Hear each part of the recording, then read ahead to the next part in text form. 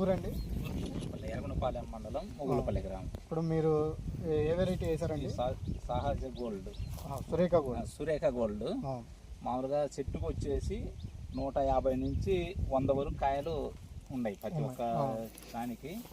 కాపు కానీ మంచిది, విత్తనం బాగా సెట్ అయ్యేది ఈ నేలకు కానీ ఇక్కడ దోమ తట్టుకోగలిగింది.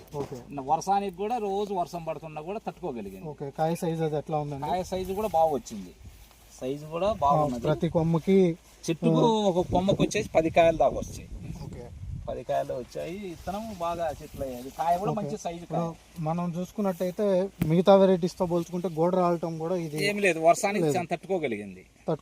ఎండు కూడా కానీ ఏమింటే అనేది లేదు అసలు. ఈ ఎర్రబట్టం ఆకులు అదేం లేదు, ఎర్ర తెగులు అనేది లేదు, నల్లికి తట్టుకోగలిగింది.